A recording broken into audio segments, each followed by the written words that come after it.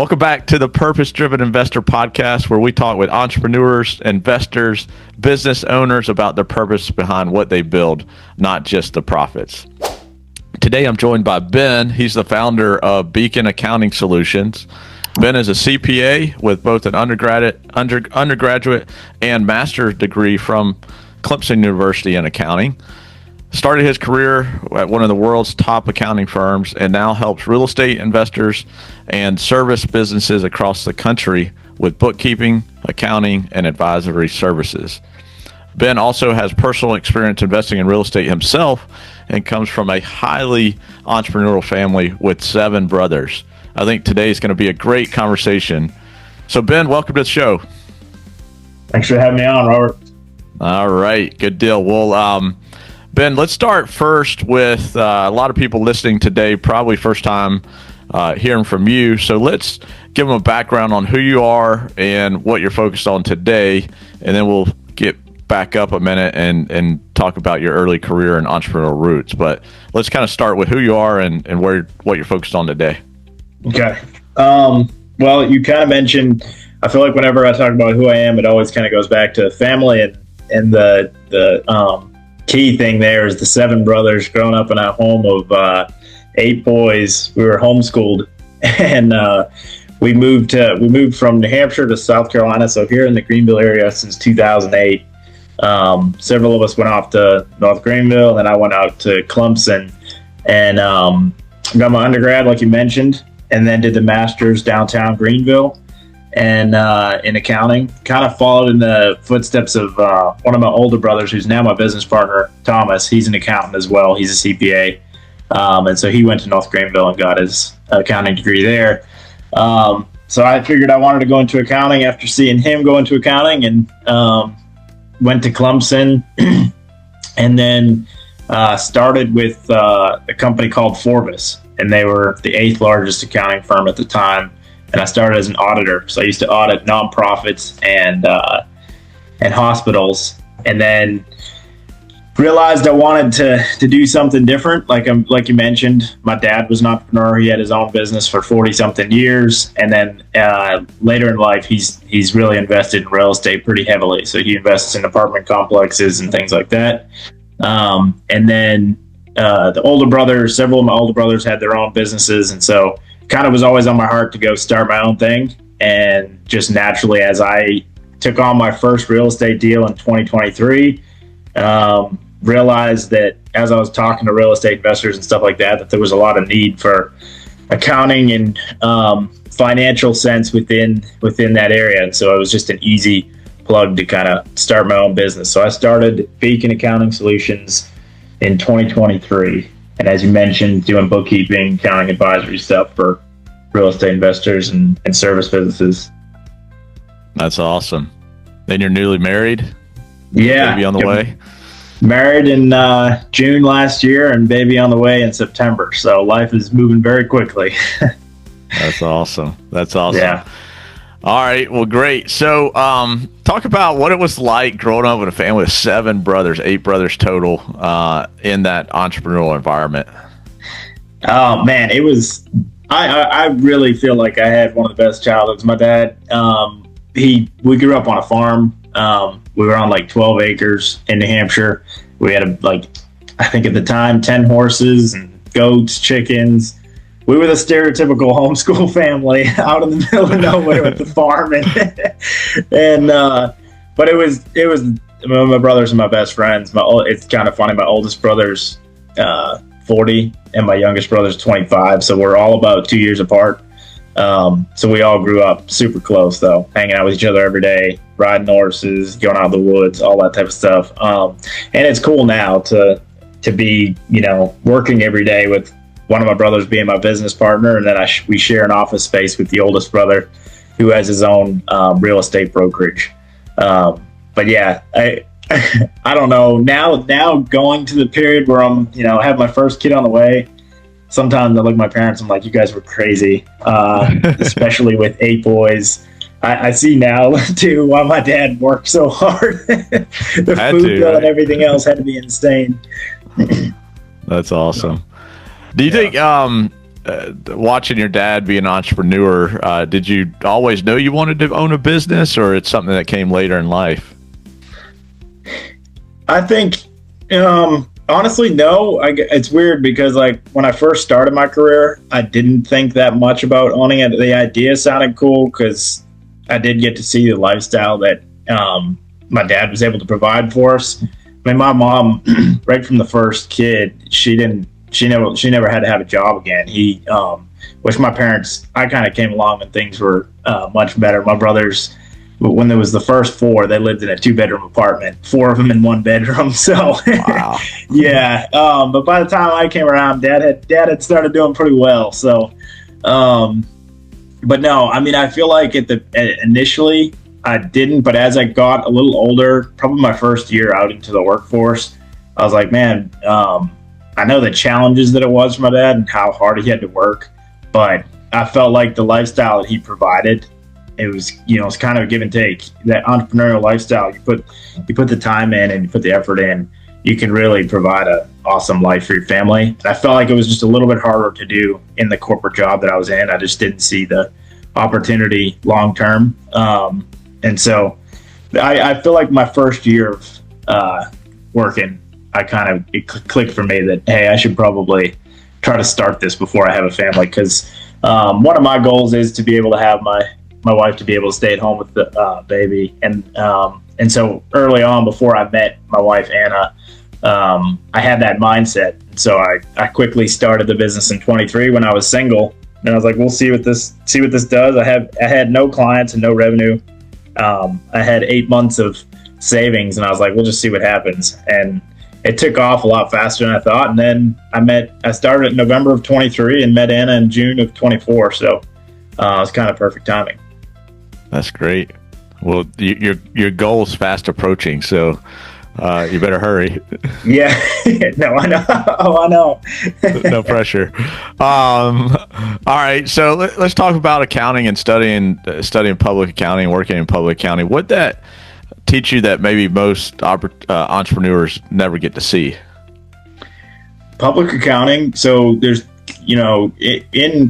Clemson, they kind of push you, the accounting in like education area, it's always kind of pushing towards like, hey, go to public accounting, be an auditor, or go into tax.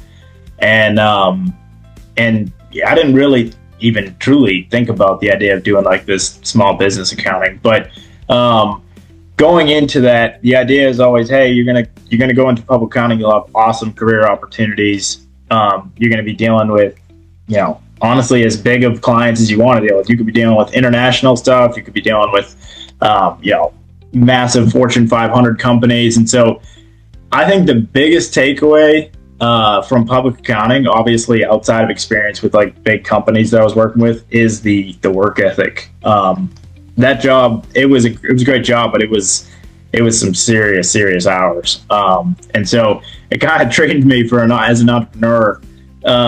You got to be self-motivated and you got to put in some serious hours, especially at the beginning if you're starting something from the ground up. And so I feel like because of the job that I had, and we worked, especially during busy season, January through April, we pretty much lived in that office. I ate all 3 meals a day at the office. So it kind of prepped me for the lifestyle of the entrepreneur of like, hey, here at the beginning, first several years, you're going to be putting in some serious hours, hopefully investing for the payoff on the back end once you kind of build the business. So that was my biggest thing, was truly the work ethic that I feel like it instilled in me. Love that. That's great. So let's talk about Beacon Accounting Solutions. So in 2023, right, you launched Beacon. Yeah. Walk us through that leap and the initial thought, and then when you said, okay, I'm going for it. Yeah. So in 23, it was in I believe January of 23, I actually bought my first real estate property, and so that was a 6-unit property out in Anderson, South Carolina. And I bought that in 2023 with a couple of my brothers as my partners. And I quickly was like, man, I like this real estate thing. I should start learning more about it.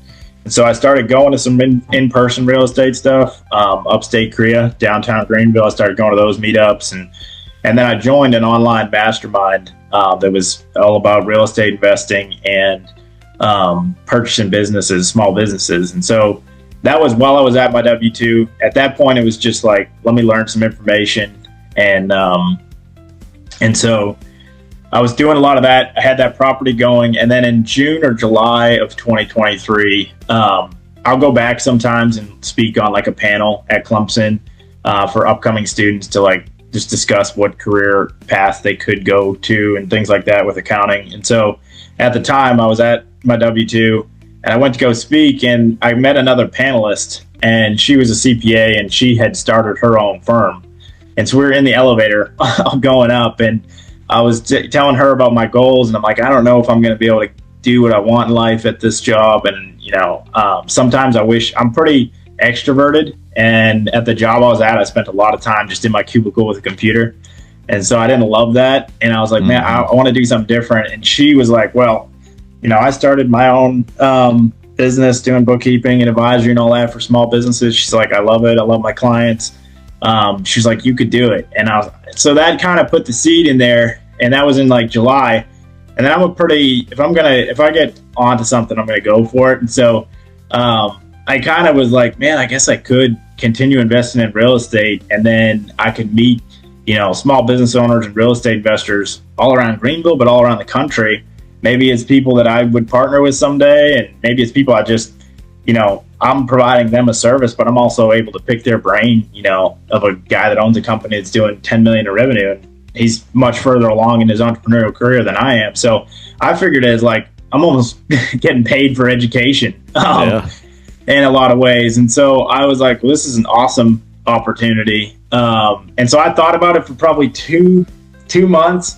Quickly was like, all right, I'm going to save really hard and make sure I have the runway to like get this off the ground. And then in October of 23, I put in my notice and just went for it. Started with a friend of mine. He had a landscaping company, and I was like, hey, I'll do your books for free. And just to clean it up just for my first client, and then we'll do monthly ongoing if you like it. And so that was how I got started. And then it is just, it's gone way faster than I thought. Now we're my brother, who was a controller previously, he bought into it in April of 25. And then we hired another CPA in December of 25. So we're a team of 3 now, but growing quickly.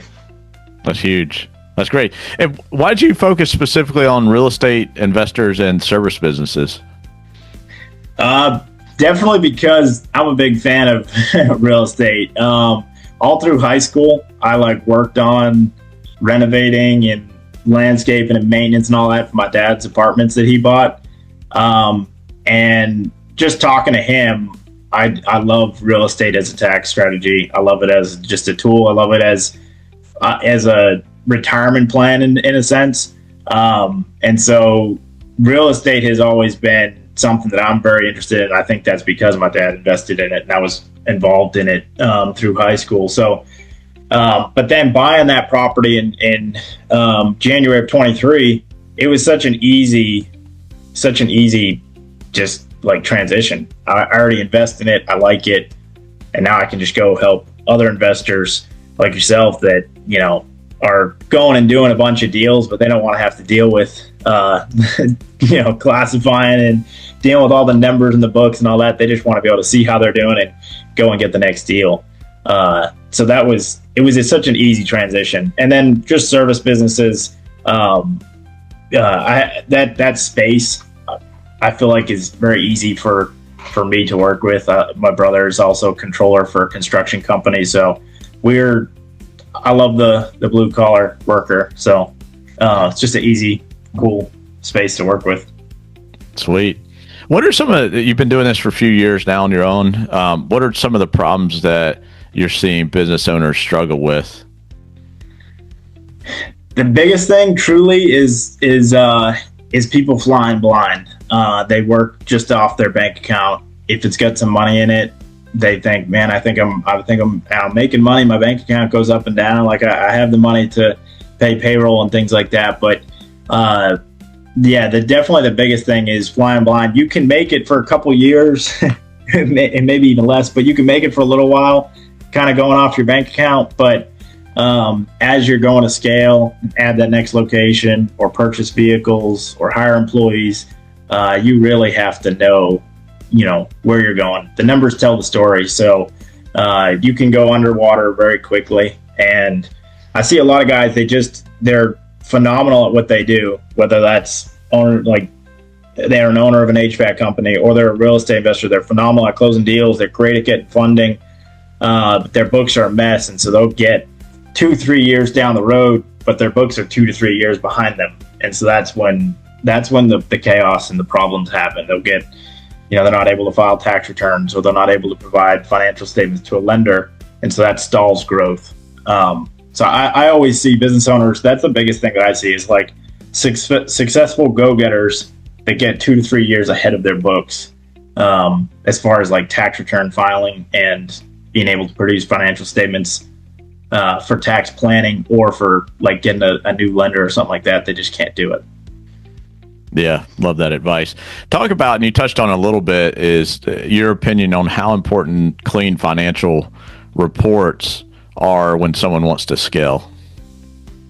Man, I see it in, I have one client that they were able to scale. They almost doubled in size in business because of the clean financials. They were able to, once we cleaned them up, we were able to get rid of a lot of spending that was unnecessary, whether that's like subscriptions they were paying for that they didn't know they were paying for, whether it was switching them from maybe one software to another for bill pay, or cutting like certain vendors that are overcharging. Oftentimes, once we have the financials clean, we can then actually sit down and look at it and be like, all right, where are we spending? Where's the money going? What changes can we make? And so I think the biggest thing for people is when they are clean, you're operating from a position of like, now you can go be strategic. You can see if we need to try to reduce costs here, or if we need to, invest in this, or if we have the money to go invest in it and add it. Like what will, adding 2 or 3 trucks for our, landscaping company that does spraying for yards and stuff, how much additional revenue could that bring in if we have those going? Mm-hmm. Those type of decisions, I feel like that's what really helps people move forward, as opposed to just being like, man, I have, $40,000 in my account. I can go buy this $20,000 truck and I hope it works. It should bring in more revenue. Like, that's the type of thing. Well, now we got to talk about loan payment. And so we had a couple clients that we can really help, where it's like, hey, also sometimes let's not pay off, the vehicle. That payment is okay. Let's not get cash poor, because we might need to hire the next employee to be able to go do more of these jobs. And so it's that type of stuff that I feel like people don't think about, or if they don't have the accounting background or the finance background, they don't think about that type of thing, and they just kind of make decisions on a whim, that you really can protect those clients, Yeah, that's great. That's great. So let's move to the next area of discussion around real estate investing. I love that you're not just advising investors, but you're actually investing yourself. So tell us a bit about your real estate portfolio and what's that look like? Yeah, so I started in 23 with the 6 unit. We bought that. I'll give you some of the numbers on it. We bought it for $470. We got it from a guy that was going to retire, was kind of selling some of his portfolio, and was headed to the beach. He was in his 60s, and it was a headache property for him. But really quickly, we liked it because there was a lot of growth potential. It was under rented. The rents were pretty below market. The property needed repairs. It was 3 duplexes of 6 units all on one lot, and we increased the rents, cleaned it up, repaired it, did some improvements, and then held it for a little over a year. No, it was 2 years almost. Yeah, 2 years, to where it became long-term capital gains, and we bought it for $470. We sold it for $795. So it was a really good first deal for me to kind of get into, and a lot of that was because we were able to move those rents for. Some of them were down in the 600s, and then we got them as high as 1,050, I think was kind of the range we landed in. So we were able to increase the rents a lot. It was well under market, but also the apartments needed some improvements. And so that was the first deal that I did. My brother and business partner, he owns a Airbnb in right here in Greer.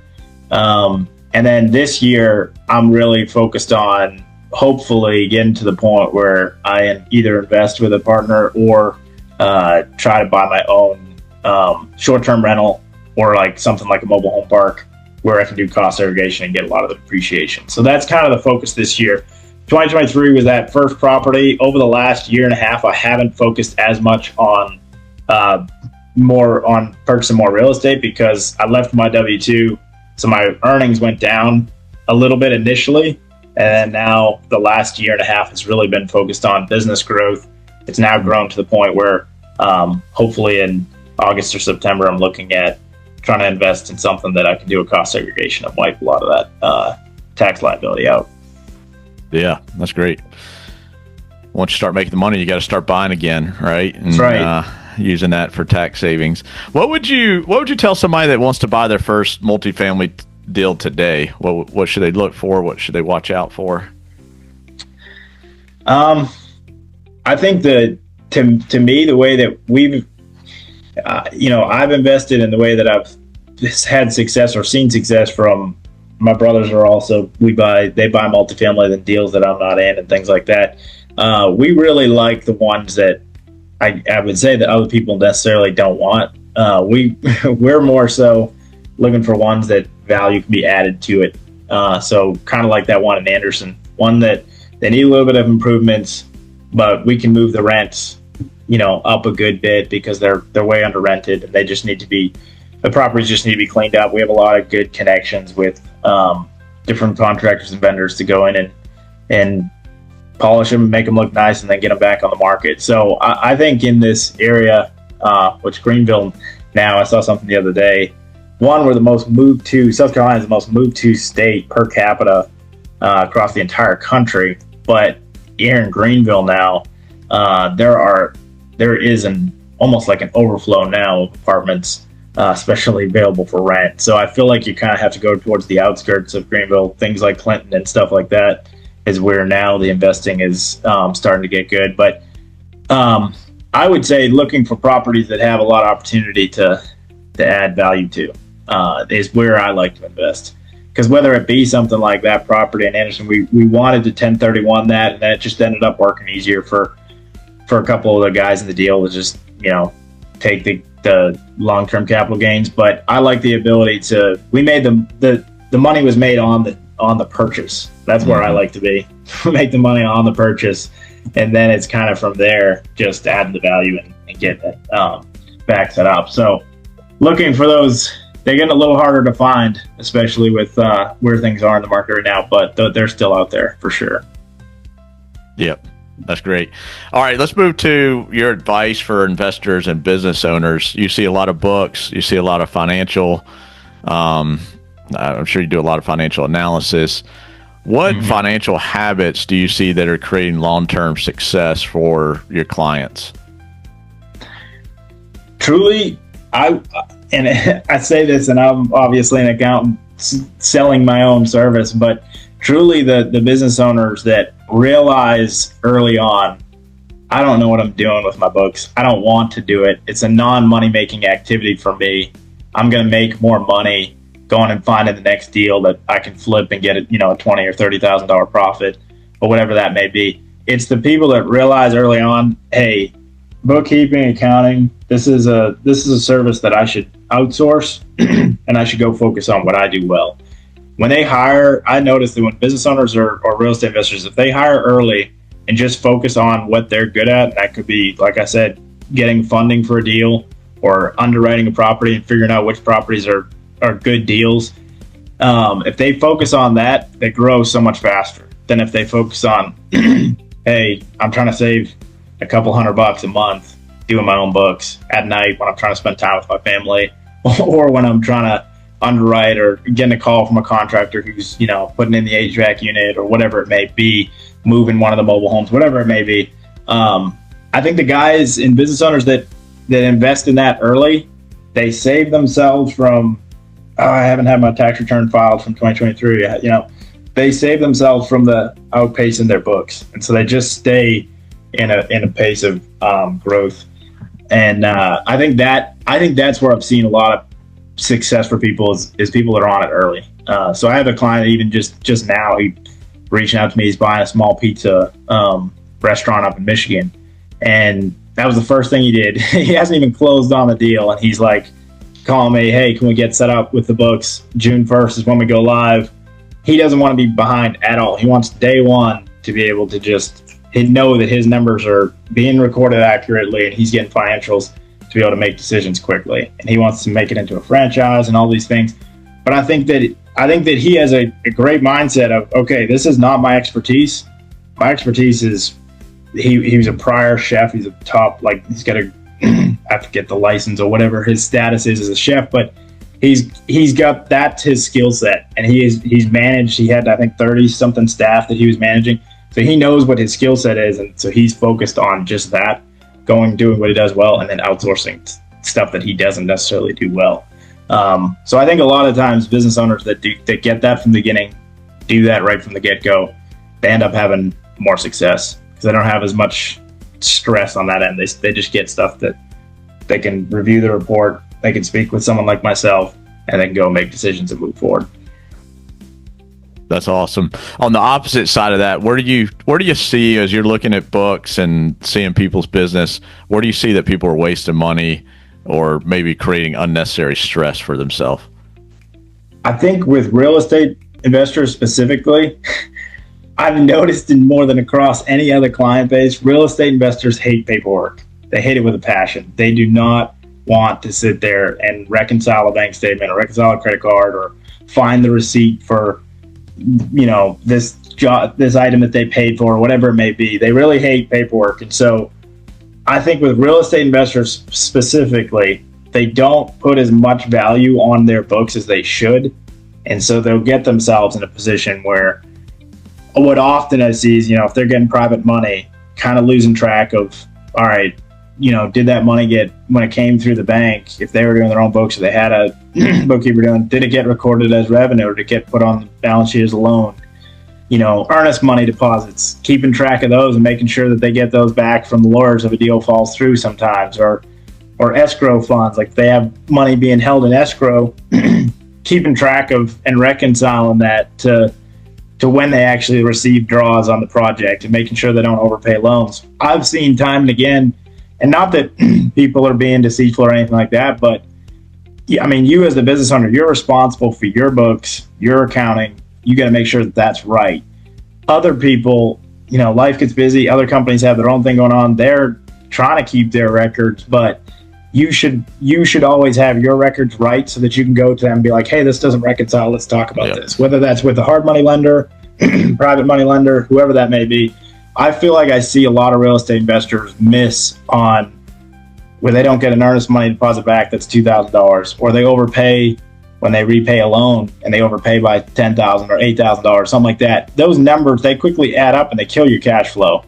And then also too, they get a couple years behind on tax returns, and so they now owe the IRS interest and penalties and things like that. It's money wasted that prevents you from investing in that next deal, or investing in that VA that's going to save you a bunch of hours every day because they're $2,000 a month. Well, that $2,000 or $8,000 that you overspent on repaying the hard money lender because you didn't keep track of like the funds, now you could have paid for a VA for 2 or 3 months with that money that you missed out on. So I just see a lot of times with real estate investors, they're a little more disorganized in a way, just because there's a lot of documents, and honestly the money that moves with real estate investors is usually large chunks of money, and so it's really, really key that that's tracked appropriately.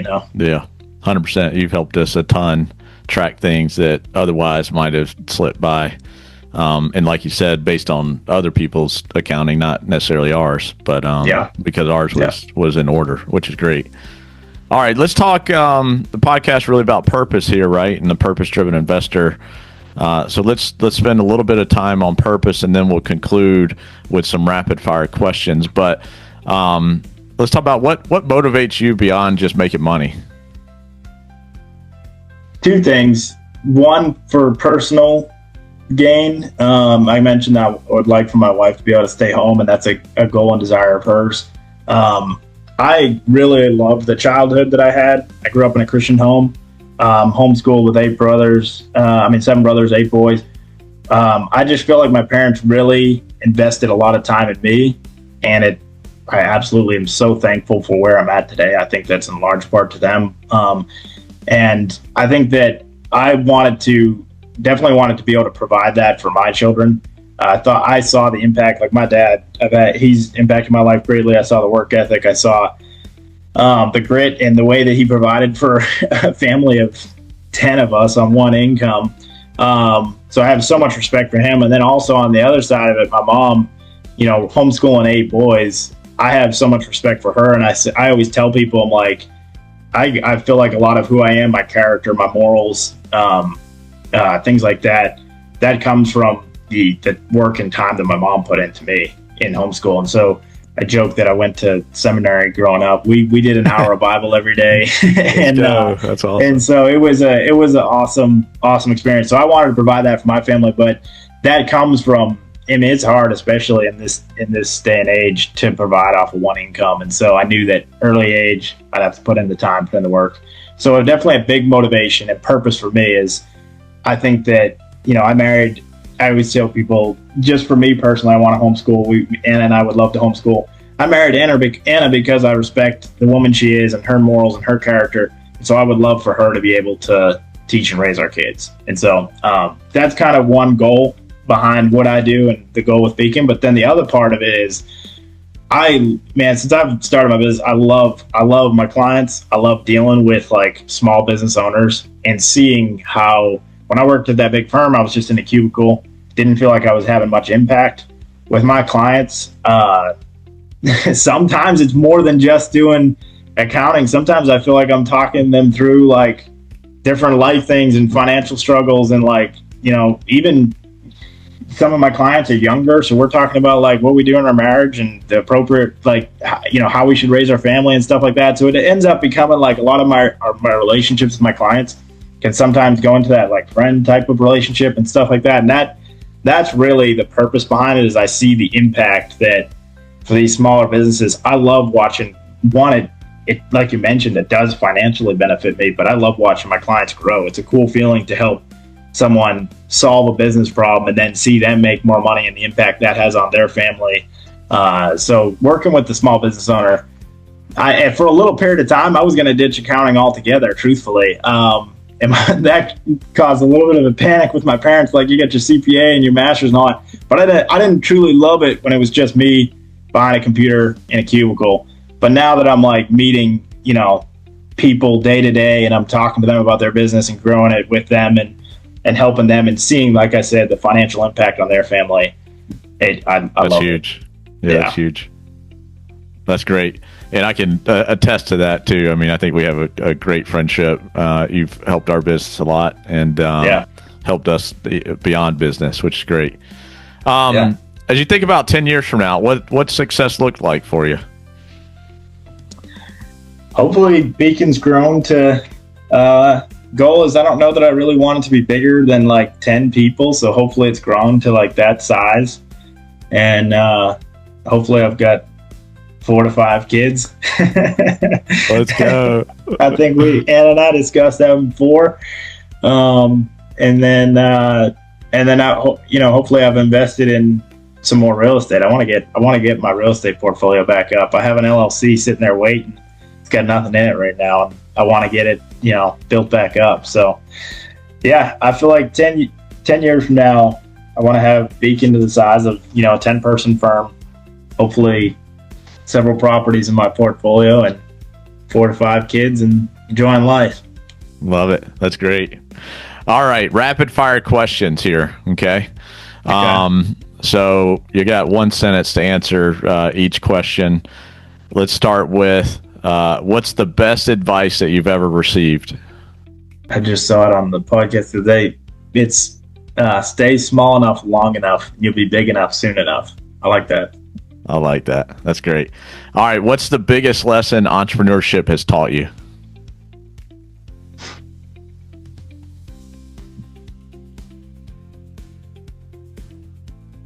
It's really hard. Some days it's harder than others, but the highs and lows, man, yeah, I wouldn't trade it. But the highs and lows are something else. All right. Good. Good. All right. Last question here. What's one habit that's helped your success?